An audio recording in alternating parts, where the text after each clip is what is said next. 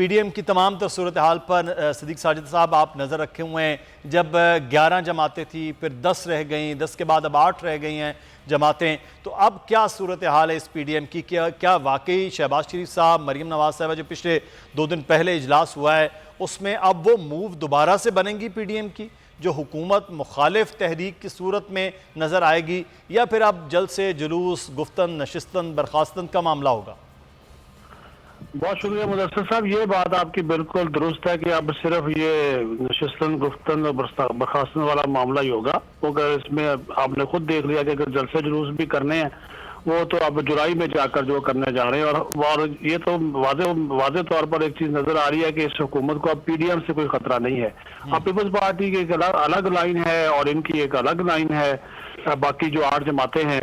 और उस दिन शहबाज शरीफ की जो ख्वाहिश थी कि नून लीग के पीपल्स पार्टी और एएनपी आ जाएं, वापस आ जाएं, इस हद तक माना गया कि पार्लियामेंट के अंदर बतौर अपोजिशन लीडर जो ताउन है वो पीपल्स पार्टी से मांगेंगे। तो वो उस ताउन के लिए अब से थोड़ी देर पहले हमारी निगाह बुखारी से बात हुई तो उन्होंने कहा जी बिल्कुल, अगर बतौर अपोजिशन लीडर शहबाज शरीफ हमसे रब्ता करते हैं तो फिर हम बजट की मंजूरी रखवाने के लिए उनके साथ ताउन करेंगे। लेकिन साथ उन्होंने वाजे कर दिया कि जो पीडीएम का जहां तक मामला है पार्लियामेंट के बाहर, उस हवाले से हम तब इनके साथ बात करेंगे जब ये 20 सितंबर वाले एक्शन प्लान पे वापस आएंगे। यानी कि वो एक्शन प्लान जो है वो यही है कि जो स्ट्रेटजी पीपल्स पार्टी जमात की, लॉन्ग मार्च की और दीगर इश्यूज की, उसको जो है वो फॉलो किया जाए। उसके ऊपर अब ये जमातें जो है वो तैयार नहीं है। तो जबकि पार्लियामेंट के अंदर अब शहबाज शरीफ को थोड़ा सा रह गया और दूसरा जो है वो मरियम नवाज ने भी ये बात मनवा ली कि मशरूत इनकी रजामंदी होगी तो तभी ये वापस आ सकेंगे पीडीएम के अंदर। वो उसी सूरत में है कि वो वजाहत दे दे या माफी मांग लें, उसी सूरत में वो बात थी। तो अभी तक इनका जो इस वक्त जो बयानिया है वो पीडीएम के जो शामिल 8 जमातों का, उससे पीपल्स पार्टी टोटली तौर पर जो है वो अलग नजर आ रही है। हाँ, बजट की इजलास के मौका पर पीपल्स पार्टी ने मशरूत तावन उस सूरत में देने का ऐलान किया है कि जब शहबाज शरीफ बतौर अपोजिशन लीडर उनसे रब्ता करें। सही। तो सिद्दीक साजिद, मौलाना फजलुर रहमान का किरदार ये जोड़ने के हवाले से बड़ा, क्योंकि जब ये पीडीएम बन रही थी तब भी दोनों बड़े रहनुमाओं के मामला तय करने, दोनों बड़ी जमातों को इकट्ठा करने में वो फ़ाल रहे हैं। तो ये अब तसव्वुर किया जा रहा था कि शहबाज शरीफ साहब जब आएंगे, मौलाना के साथ मुलाकात होगी तो फिर कोई ना कोई रास्ता वापसी का पाकिस्तान पीपल्स पार्टी के लिए निकलेगा। तो यहाँ पर मौलाना फजलुर रहमान का किरदार क्या रहा है?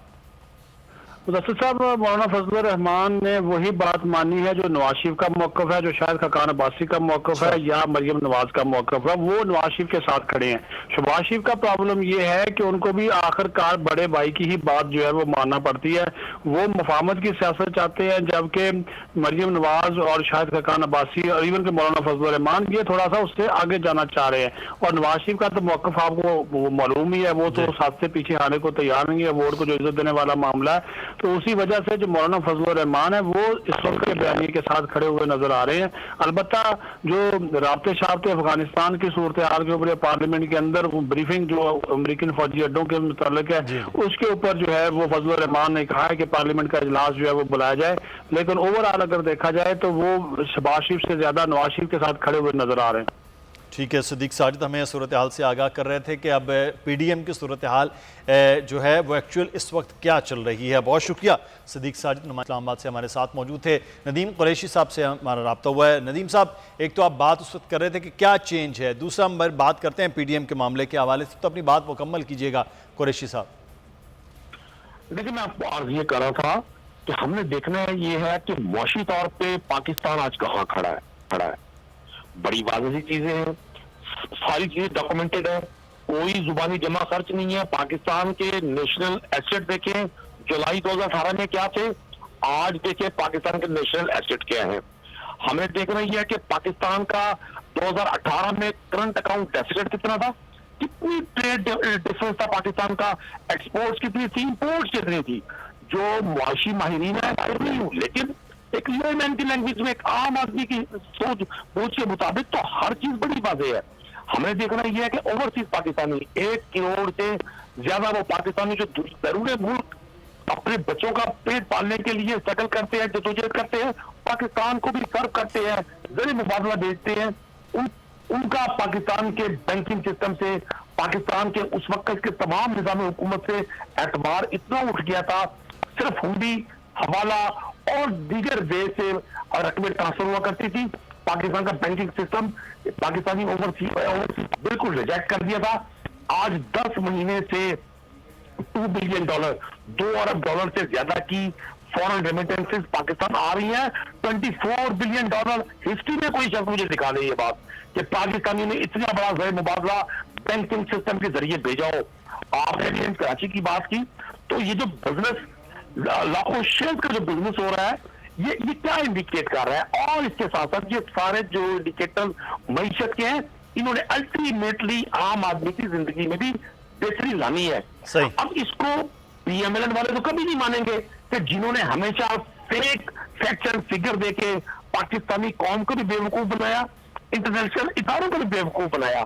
यही पाकिस्तानी रुपया सिर्फ डॉलर मार्केट में इंजेक्ट किया जाता था, कागजों में वो डॉलर मौजूद हुआ करता था, वो डॉलर मार्केट में इंजेक्ट करके रुपए को नीचे। पाकिस्तान तरीके इंसाफ की गवर्नमेंट है, ओपन ट्रेड डॉलर की डॉलर अब ग्रेजुअली पाकिस्तानी करेंसी के मुकाबले में वीक होता जा रहा है। इंशाल्लाह आप देखेंगे आने वाला जो बजट सर है, करें कि ये बेहतर हो जाए, लेकिन अभी तो उस बजट की तरफ जाएंगे। 3 दिन से हम ये देख रहे हैं कि डॉलर की कदर में भी इजाफा हो गया, जैसे सोने की कीमत में भी इजाफा हो गया, लेकिन जो आप बात कर रहे हैं वो हो जाए। मैं आजिज़ धामरा साहब हमारे साथ पाकिस्तान पीपल्स पार्टी के मौजूद हैं, हम पीडीएम के हवाले से कुछ बात कर रहे थे, उस पर मैं चाहूँगा पाकिस्तान पीपल्स पार्टी का मौक़िफ़ बड़ा ज़रूरी है।